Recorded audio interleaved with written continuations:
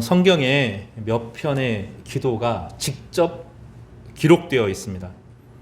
시편의 기도들 모음집이 있죠. 이 기도들은 대부분 예배를 위한 찬양같이 찬송가로 기록된 겁니다. 그리고 다윗의 개인적인 고백들이 그 찬송가의 중요한 역할을 했습니다. 이 시편을 제외한 대부분의 기도들은 성경에 거의 기록된 것이 없습니다. 아브라함이 어떻게 기도했는지 우리는 잘 알지 못합니다.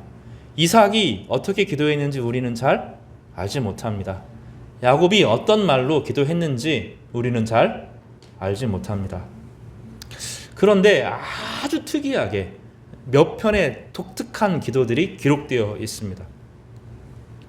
이 기도가 기록된 것은 정말로 특이한 경우고, 하나님께서 기도를 가르치시기 위해서 기도를 기록한 것입니다. 이 기도들은 응답된 기도입니다. 하나님께서 받으신 기도시고, 하나님께서 그 기도를 통해서 역사에 개입하셔서 역사를 바꾸어 놓은, 송두리째 바꾸어 놓은 기도입니다. 그래서 이 성경에 기록된 대표적인 기도들은 우리가 읽고 또 읽고 읽으면서 기도를 배우는 겁니다. 기도는 시작해야 배워집니다. 수영을 할 때 물에 들어가지 않고 아무리 이론을 배운다고 수영이 안 늘잖아요. 그러나 수영의 이론을 모르는 사람도 물에 들어가서 허우적 되다 보면 어느 순간 물에 뜨게 되죠. 물론 처음에는 이렇게 배우겠지만 거기서부터 시작하는 겁니다. 기도는 하나님 하고 부르는 데서 시작합니다. 따라서 해볼까요? 하나님. 이게 기도입니다. 그래서 아이들에게 오늘 제가 기도를 가르쳤는데, 아침에 일어나면 복잡한 기도하는 것이 아니라 하나님 하고 부르면서 하루를 시작하는 겁니다. 이게 가장 기초 단계입니다. 저녁에 자기 전에 하나님 하고 자야 됩니다. 여러분, 이 두 가지 기도가 없이 그리스도인의 삶은 존재하지 않습니다. 아침에 일어나면 어떻게 한다고요? 하나님 하고 시작하는 거죠. 저녁에 잘 때 하나님 하고 시작합니다. 여러분, 저녁에 잘 때 우리는 무엇을 연습합니까? 죽음을 연습합니다. 자는 게, 죽는 게 무서운 게 아닙니다. 자면서 의식이 사라져요. 언제 잠들었는지 몰라요. 물론 꿈을 꾸기도 하고 뒤척이기도 하기도 하지만 언제 잠들었는지 모르는 상태에서 아침이 되면 깨어납니다. 하나님은 우리 가운데 뭘 연습시켜요? 태어나서 죽을 때까지 죽음을 연습시켜요. 이해가 되죠? 우리는 평생 동안 죽음을 연습해요. 그래서 그리스도인들은 죽음을 두려워하지 않는 사람들입니다. 그래서 아침에 일어날 때 하나님의 힘으로 일어났습니다 고백하고, 저녁에 잘 때 내가 하나님 품으로 돌아갑니다 라고 고백합니다. 죽음을 이긴 사람이기 때문에 앞에 두려움 앞에 정직하지 않은 것, 불편한 것, 내가 지금 이걸 택하면 이익이 되지만 손해가 나더라도 정직한 것을 택하고 하나님의 영광을 택하고 살아갑니다. 왜냐하면 손해보다 죽음이 더 무서운데 나는 죽음을 이긴 사람이기 때문입니다. 우리는 이 하나님, 이 아침과 저녁에 부르는 이 두 번의 이름을 통하여서 부활을 경험해요. 그러니까 아침과 저녁에 기도로 시작하고 기도로 마치는 것은 생명과 부활의 엄청난 믿음을 고백하는 것입니다. 다시 해볼까요? 하나님. 이제 조금 더 나아가죠. 하나님 감사합니다. 이렇게 시작하죠. 아침에 일어나면 하나님 감사합니다. 저녁에 잘 때 하나님 감사합니다. 이렇게 하고 자는 거예요. 그 때때로 회개가 생각나면 회개하기도 하고, 감사의 제목들이 더 생각나면 더 감사하는 것입니다. 여러분, 아무것도 아닌 것처럼 보이지만 여기서 신앙생활이 시작됩니다. 우리 성화백을 이야기하면서도 이야기했지만 부모 없이 자녀가 없어요. 그래서 옛날에 우리 조상들이 그거를 본 거예요. 그래서 부모에게 잘해야 된다. 부모가 주인처럼 부모를 위해서 살았고 죽은 부모에게로 돌아가는 줄 알았어요. 그런데 선교사들이 와가지고 부모에게로 돌아가는 것이 아니라 온 우주를 창조하신 하나님이 계시고 그분이 생명을 주신 것이다. 비로소 생각이 이걸 가르쳐 주니까 동의가 된 거예요. 아, 하나님이라는 분이 계시구나. 온 우주를 창조하신 분이 계시구나. 하늘에 해를 만드신 분이 계시구나. 밤에 별을 만드신 분이 계시구나. 내 인생이 하나님 앞에 살아가는구나. 그들은 하나님께 돌아가기로 결심했고 그들이 창조주 하나님을 고백한 것이 선교의 시작이었습니다. 그 하나님 앞에 우리의 존재를 드러내는 것, 이것이 신앙의 기본입니다. 그래서 그리스도인들은 최소한 5번의 기도를 드려요. 아니, 어떻게 그렇게 많이 기도합니까? 아니요. 아침에 일어나면 하나님 하고 불러요. 아침 식사가 되면 어떻게 하죠? 하나님 감사합니다 하고 식사를 합니다. 점심이 되면 하나님 감사합니다 식사를 합니다. 저녁 식사가 시간이 되면 하나님 감사합니다 기도합니다. 그리고 저녁이 잘 때 되면 하나님 하고 돌아갑니다. 여러분, 이거 다시 시작해야 돼요. 어떻게 시작해야 되냐면 안 믿는 사람들 사이에서 식사할 때 기도하고 식사하세요. 이제 그렇게 하셔야 돼요. 지금은 그렇게 하실 때가 됐어요. 숨기지 마세요. 그리스도인을 드러내시고, 그리고 이제는 책임을 지세요. 자기의 기도에, 자기의 행동에. 요즘에 좋은 그리스도인들은 다 숨어 있어요. 나쁜 그리스도인들은 예수 그리스도를 중심으로 두지 않고 힘을 숭상하는 거예요. 힘 자체를 믿는 거예요. 그런 사람들은 막 이상한 소리를 해요. 그래서 이제 여러분이 책임을 져야 돼요. 그리스도인들은 그런 사람이 아니다. 그리스도인들은 남을 정죄하는 사람이 아니라 축복하는 사람이다. 어디서부터 시작해요? 아침에 일어나면 하나님 부르고, 저녁에 잘 때 하나님 부르고, 식사 때 오래 기도하지 않아도 돼요. 하나님 감사합니다 하고 식사하세요. 뭐 자세하게 기도할 필요 없어요. 하나님 감사합니다 하고 식사하세요.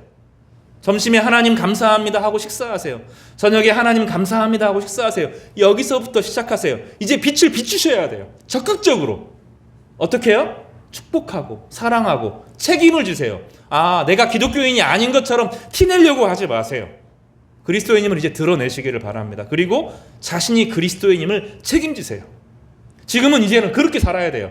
적극적으로 그리스도인들로 하여금 정치적인 문제가 아니라 나는 하나님을 경배하는 사람이다. 하나님을 경배하는 사람으로 내 인생에 책임을 지겠다. 복의 근원으로 일어서시는 여러분이 되시기를 바랍니다. 예수님께서 어느 날 성전에 들어가셨습니다. 헤롯이 40년간 온 힘을 다해서 지었습니다. 이 성전을 지은 대표적인 엔지니어, 이 건축가가 아그리빠라고 하는 사람입니다. 이 아그리빠는 나중에 로마의 판테온을 지었습니다. 이 건축물은 세계에서 최고의 건축물로 꼽힙니다. 건축가들이 역사상 가장 위대한 건축물로 누구나 다 판테온을 꼽습니다. 그런데 이 판테온을 지은 사람이 이 예루살렘의 성전을 자그마치 40년간 지었습니다.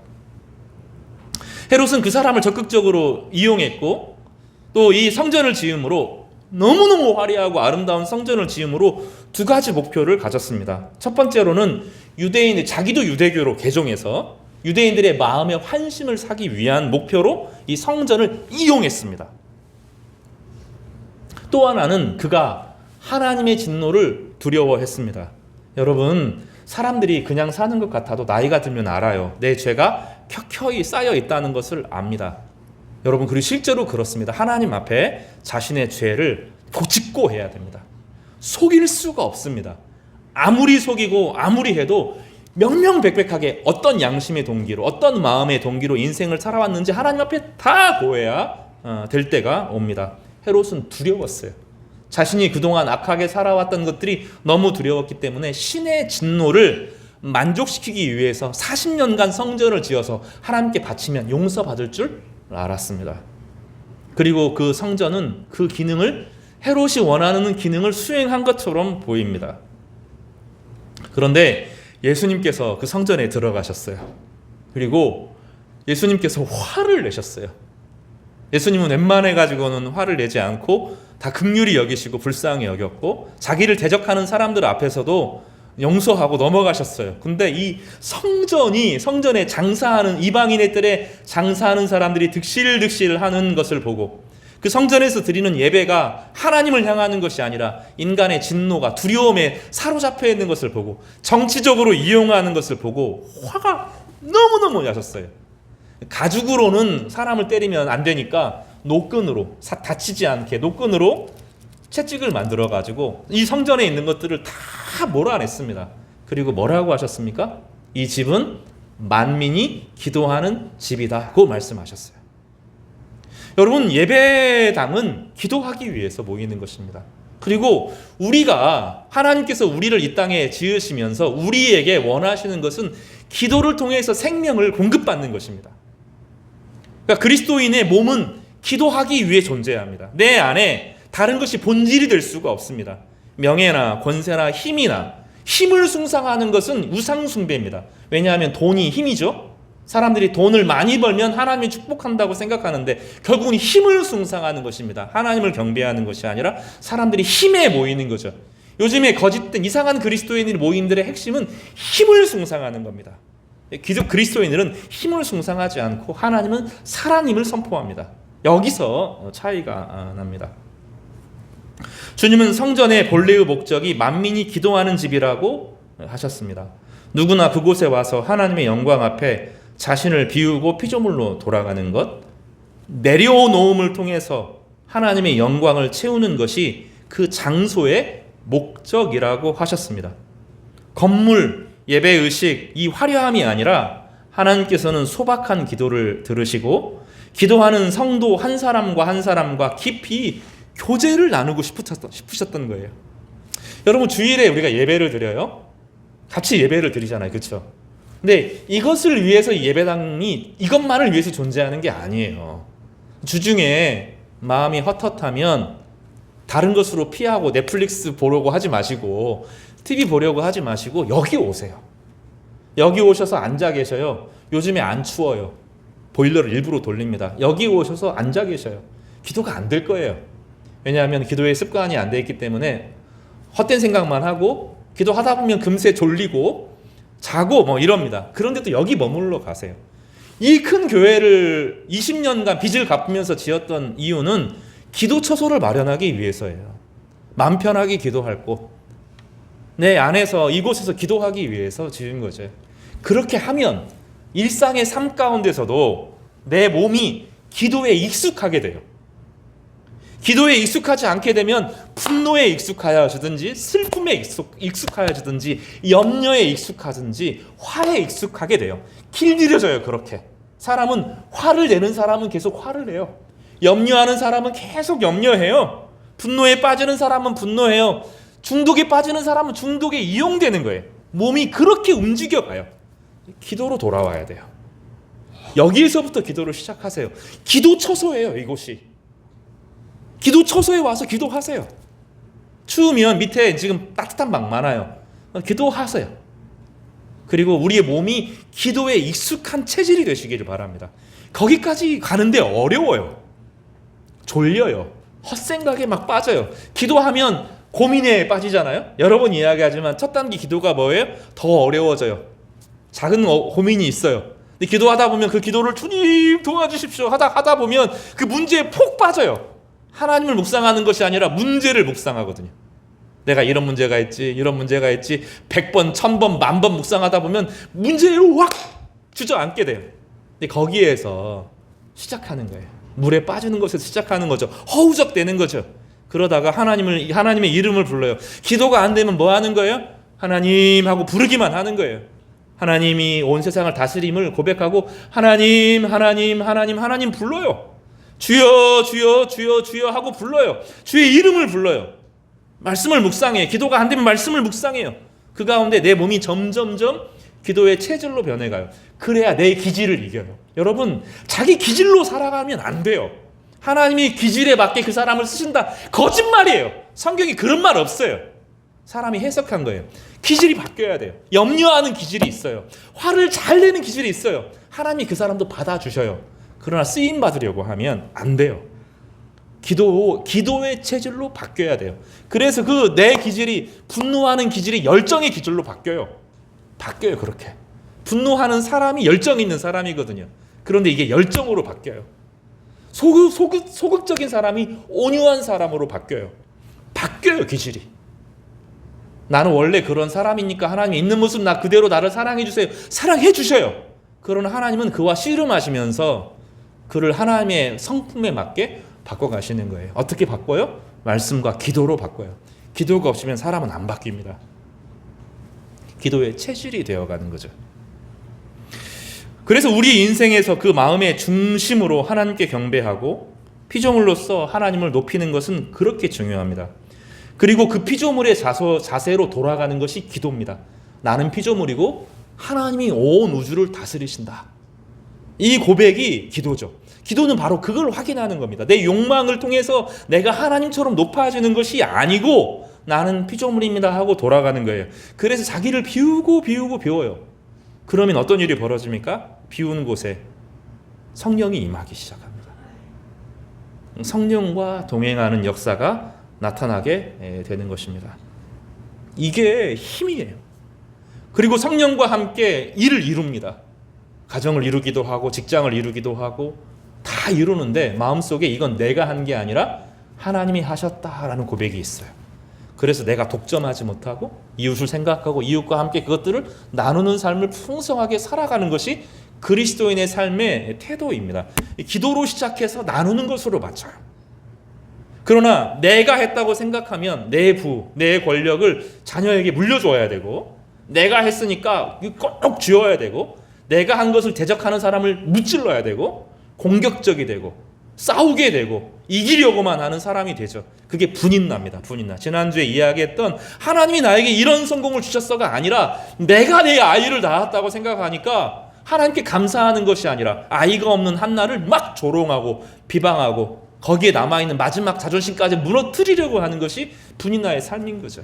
기도가 없는 사람의 삶의 태도의 결과로 나타나는 것이죠.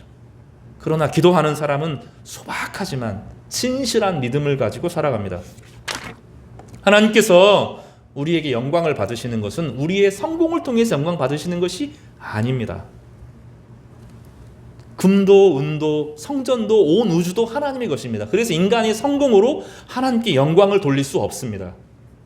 하나님께서 영광을 받으시는 것은 어떠한 상황에서도 진실하게 살아가고 겸손을 가하고 살아가고 기쁨을 가지고 사랑하고 어떤 상황에서도 사랑하는 사람을 보고 기뻐하시는 것입니다. 그래서 그런 것들이 우리 마음에서 자라고 우리 공동체에서 자라나는 것입니다. 그리고 이 모든 것들은 반드시 기도를 통해서만 성장할 수 있게 됩니다. 기도가 아니면 자기를 비울 수 있는 방법이 없기 때문입니다. 우리는 욕망의 사람이고 못 이깁니다. 기도와 성령이 없이는 우리 욕망을 이겨낼 수 있는 사람이 없습니다. 여러분, 지금 우리가 막 크게 성공하지 않아서 그래요. 여러분, 조금 성공하면 눈빛이 달라질 겁니다. 눈빛이 달라집니다. 조금 잘나게 되면 사람을 대하는 태도가 달라집니다. 우리가 다 겸손한 이유는 둘 중에 하나예요. 진짜 우리 교회 성도들 너무너무 겸손하거든요. 하나님께서 성령을 충만히 부어주셔서 성장했든지 아니면 아직 큰 성공을 경험하지 않아서 그런 거죠. 여러분은 안 그럴 것 같죠? 나는 안 그럴 것 같죠? 여러분은 안 그럴 것 같죠? 우리 집사님들 안 그럴 것 같죠? 아니요. 안 그래요. 좀 성공하면 달라져요. 목에 힘이 딱 들어가고 안 그런 것 같으면서 은근히 무시하고 나를 무시했어? 그러면 성공한 사람들이 딱 그 사람들이 하는 독특한 표현이 있는데 너 선을 넘었어. 이런 얘기 쓰죠. 절대로 그런 얘기 하면 안 됩니다. 그 선이 어디 있는데요? 다 변합니다. 기도가 아니고서 사람이 다 변질됩니다. 오직 하면 성경이 뭐라고 말해요? 세상에서 가장 빨리 부패하는 것이 사람의 마음이다 그랬어요. 누구나 다 이걸 못 벗어나요. 그래서 기도로 성장해야 됩니다. 하나님께서 너무너무 잘하셔요. 그래서 성도 한 사람 한 사람을 기도로 자라게 하시는 거죠. 소박한 믿음, 진실한 믿음, 기도의 사람이 되기를 바라시는 것입니다. 그래서 우리의 삶에 기도가 실증되면 결국은 기질로 살아가게 돼요. 기도가 없어지면 기질로 살아가답니다. 불안한 기질이 있어요. 화내는 기질이 있어요. 염려하는 기질이 있어요. 싸우는 기질이 있어요. 교만한 기질이 있어요. 결국은 그 기질이 다 드러나게 되는 거예요. 기도해야 변합니다. 기도하면서 비워져야 성령이 임하고 성령을 통해서 우리의 성품이 변화되는데, 그렇게 하나님이 그에게 성공을 주시고 하나님이 그로 하여금 봉사하는 삶을 허락하시면 진실한 내명 중심에서 하나님이 하셨다 이런 겸손의 고백이 터져 나오는 거예요. 하나님 그런 사람 쓰시는 거예요. 그런 사람들을 통해서 하나님이 역사하시는 것입니다. 속으면 안 됩니다. 나의 기도의 태도와 기도의 내용이 아름다워져야 됩니다. 기도하는 사람은 삶이 아름답습니다. 나는 저 사람 기도 엄청 많이 해. 근데 막 욕심부리고 탐욕스럽고 옷을 막 함부로 입고 자랑하고 기도가 어떤 기도 한 거죠? 주여 주시옵소서 믿습니다 이렇게 기도한 거죠. 내면에 하나도 비운 게 없는 거죠. 자신의 기질을 드러내는 거죠. 2시간 3시간 주여 될지어다 될지어다 될지어다 될지어다 뭐 이렇게 기도하는 거죠. 욕망덩어리죠. 욕망덩어리. 해내요. 왜냐하면 된다고 의식으로 믿으니까 막 어떤 일을 막 해내고 해냅니다. 추해요. 그런 게 아니에요. 그리스도인은 기도하면 할수록 겸손해집니다. 내가 한 것이 아니라 하나님이 하셨다는 것을 진실로 믿기 때문에 그 안에서 하나님의 성품을 경험하고 예수 그리스도의 위로를 그 안에 경험하게 되는 것입니다. 그래서 아름다워져요. 진짜 기도 많이 하는 사람은 아름다워져요. 마음에 평강이 깃들고 위로가 있고 하나님의 은혜가 그 안에 흘러가기 때문에 사람이 예뻐요. 아름다워집니다. 그런 점에서 성경에 기록된 이 몇 편의 기도들은 정말로 주목해서 봐야 됩니다. 하나님이 얼마나 귀하게 여기셨길래 이렇게 따로 기록해서 시편에 모아놓지 않고 이렇게 역사서 가운데 사무엘상에 이렇게 기록했을까? 누가복음에 기록했을까? 이렇게 기록되거든요. 대표적으로 3편의 기도가 있습니다. 첫 번째로는 모세의 기도가 있는데 시편 90편에 실려져 있습니다. 너무나 아름다운 기도죠. 만물이 태어나기 전에 하나님이 먼저 계셨다. 하나님이 모든 만물을 조성하셨다. 우리가 결국 하나님 앞으로 돌아간다. 이게 모세의 기도입니다. 그리고 나머지 2편의 기도는 한나의 기도고 또 한나의 기도와 똑같은 기도를 나중에 마리아가 합니다. 예수님의 어머니 마리아가 합니다. 이 3편의 기도는 달달달달 외워야 됩니다. 기도를 배워야 되는 거죠. 좋은 수영 강사에게 수영을 배우는 것처럼 좋은 폼을 가지고 기도를 배우는 것처럼 이 기도는 반드시 읽고 묵상하고 암송하고 달달달달 외우면서 내 안에 체득화시켜야 됩니다. 모세의 기도는 나중에 좀 공부하기로 하고 그런데 나머지 2편의 기도가 여인들의 기도고 한나의 기도가 그 대표적인 구약에서 그러면 어떤 면에서는 가장 위대한 기도에 속합니다. 얼마나 중요한지 아시겠죠? 그리고 이 기도가 어떤 일을 일으켜요?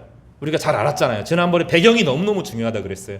사무엘성 앞에 있었던 그 몰락한 공동체, 욕망이 쪄들어서 서로 싸우고 죽고 서로 비난하고 정죄하고 정치에 선동되고 그리고 공동체 외부의 공격을 당해내지 못하고 진짜 믿음의 사람들을 소외시키는 이 악한 공동체에 무너진 공동체를 일으킨 기도가 이 위대한 한나의 기도인 것입니다. 사랑하는 우리 성화교회 성도 여러분, 정말로 기도의 사람이 되시기를 바랍니다.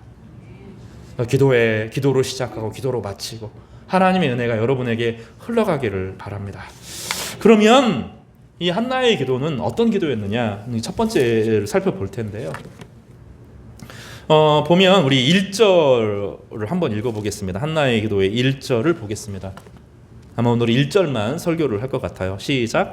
한나가 기도하여 이르되 내 마음이 여호와로 말미암아 즐거워하며 내 뿔이 여호와로 말미암아 높아졌으며 내 입이 내 원수들을 향하여 크게 열렸으니 이는 내가 주의 구원으로 말미암아 기뻐함이니이다.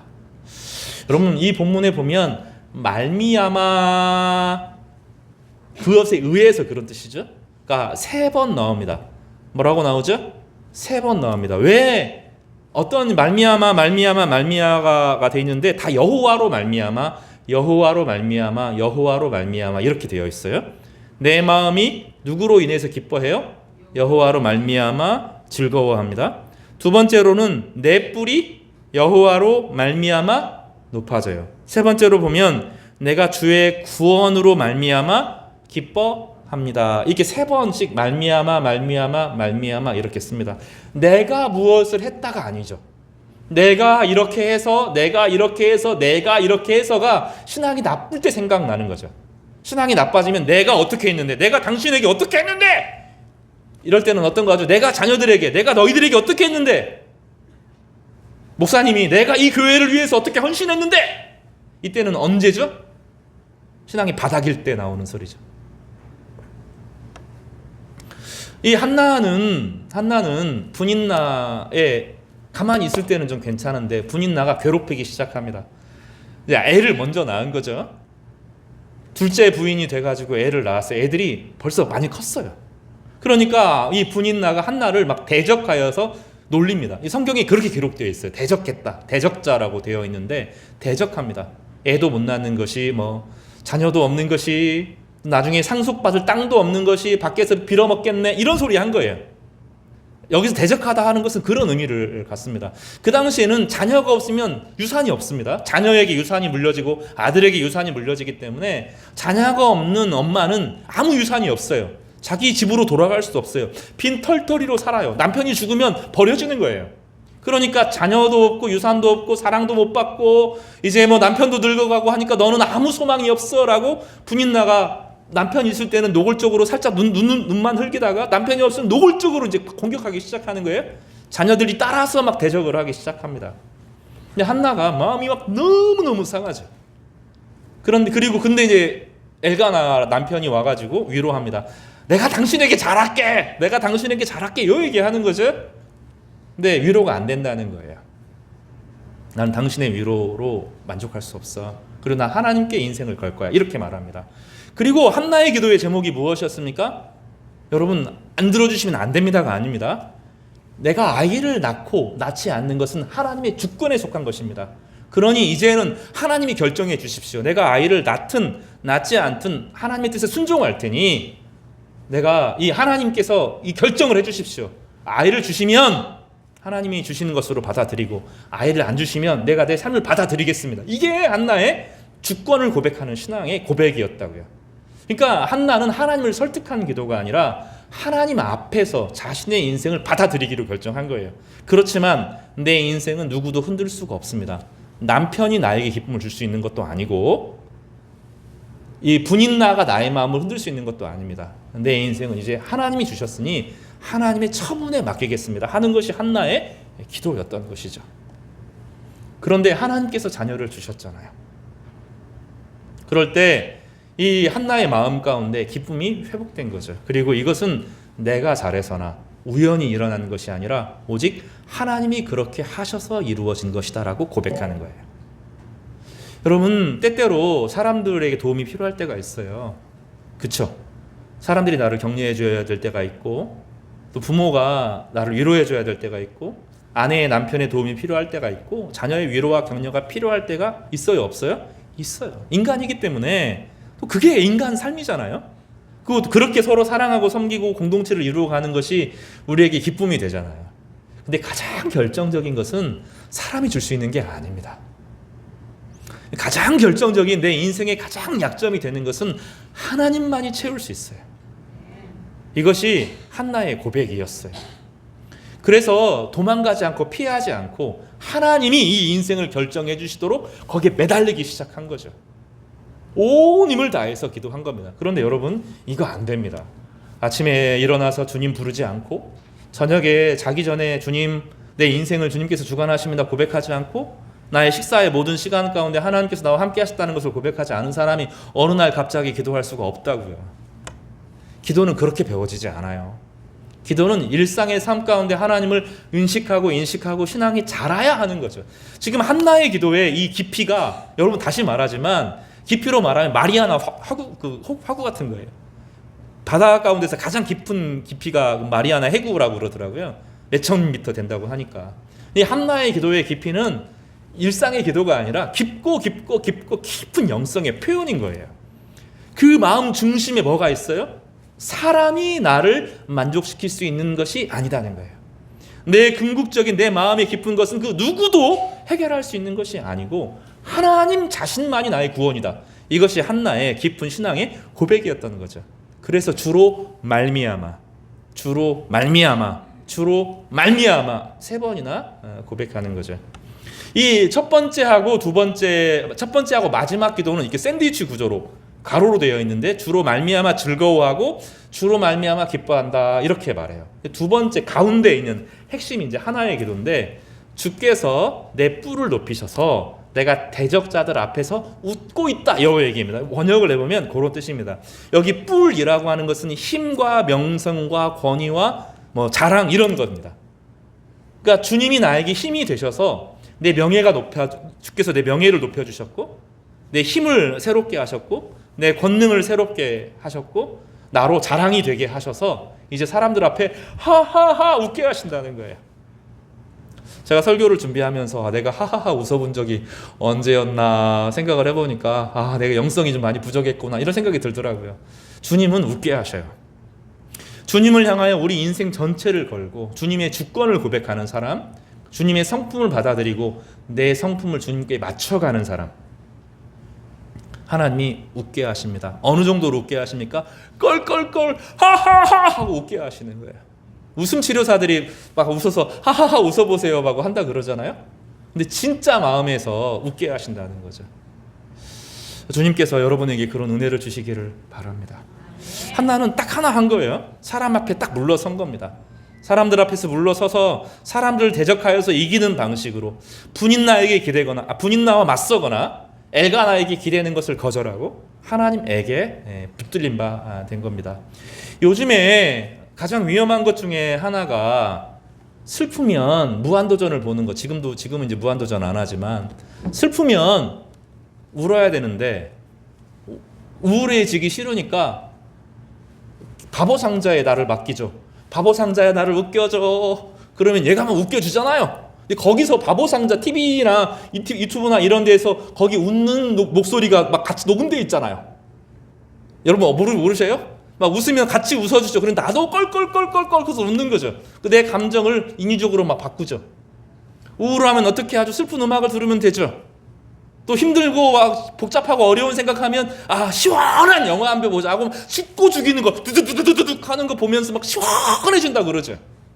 그래서 내 마음을 하나님께 의지하지 않고 다른 것에 분산해 놔요. 그지 않아요? TV에 이만큼 나누고 이만큼 나누고 이만큼 나누고 이만큼 나누어서 정작 하나님 앞에 살아가는 삶을 연습하는 게 너무나 어려워진 시대가 됐어요. 우리 이 최고로 웃긴 게 TV 안에서 같이 웃어주는 TV 프로예요.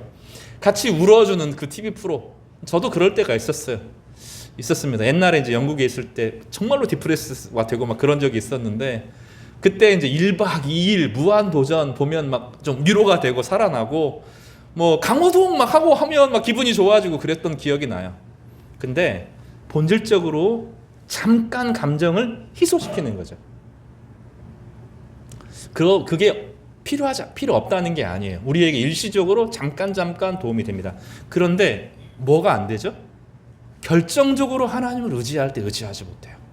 왜냐하면 훈련이 하나도 안 돼 있어서 늘 산만해서 하나님 자신에게 집중하는 것이 안 됩니다.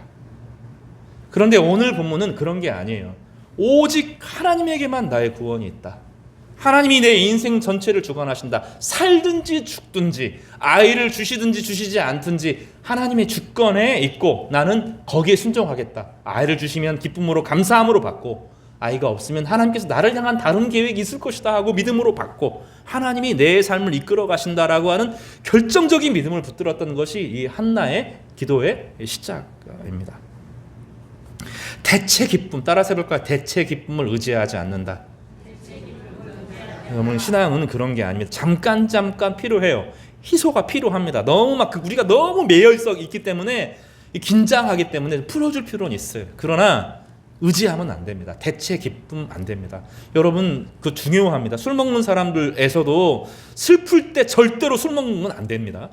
슬플 때 우울할 때 술에 의지하는 건 있을 수 없는 일입니다. 절대로 하면 안 되는 겁니다. 너무 기쁘고 막 즐겁고 막 이럴 때 모르겠어요. 저 성도들이 한잔하는 거 제가 막 어떻게 그럴 수 있습니까? 이렇게 이야기하진 않을 것 같아요. 근데 슬플 때 의지하는 거 아닙니다. 그런 거 안 되는 겁니다. 하나님은 우리를 기쁘게 하시는 분이셔요. 하나님을 온전히 신뢰하고 하나님 앞에 온전히 나아가면 하나님 우리를 받아주셔요. 우리가 우리의 욕망들을 비우고 하나님이 뜻대로 하십시오라고 우리를 비우면 우리 안에 어떤 일이 일어납니까? 성령이 임합니다. 성령이 우리 가운데 부어집니다. 그리고 그 힘으로 하나님과 동행하여서 하나님의 방식대로 성장하고 하나님의 방식대로 세상을 이기고 하나님의 방식대로 세상을 경영하고 하나님 방식대로 가정을 이루고 직장을 이루고 하나님의 방식대로 뜻을 이루는 그런 성도의 삶을 살아가게 되는 거예요. 그래서 한나는 우리에게 가르쳐줍니다. 여호와로 말미암아서 내가 기뻐한다. 여호와로 말미암아 내가 즐거워한다. 여호와로 말미암아 내 뿔이 높아졌고 여호와로 말미암아 내가 원수들 앞에서 웃게 될 것이다. 이것이 한나의 신앙의 고백입니다. 사랑하는 성도 여러분, 이 기쁨이 여러분에게 주어지기를 바랍니다. 하나님께 몰두하고 하나님을 의지하고 하나님을 신실로 경외할 때 온 우주를 창조하신 하나님 앞에 내 인생이 주어져 있다는 위대한 신앙의 고백이 우리의 신앙 고백이 되시기를 주님의 이름으로 축복합니다. 우리 1절 다시 꼼꼼하게 한 절 읽고 우리 기도하겠습니다. 같이 읽겠습니다. 시작. 한나가 기도하여 이르되 내 마음이 여호와로 말미암아 즐거워하며 내 뿔이 여호와로 말미암아 높아졌으며 내 입이 내 원수들을 향하여 크게 열렸으니 이는 내가 주의 구원으로 말미암아 기뻐함이니이다. 여러분, 한 주가 주님 앞에서 주님이 주시는 기쁨으로 껄껄껄 웃으시는 하하하 이 웃음이 회복되시는 우리 귀한 성도님 되시기를 주님의 이름으로 축복합니다.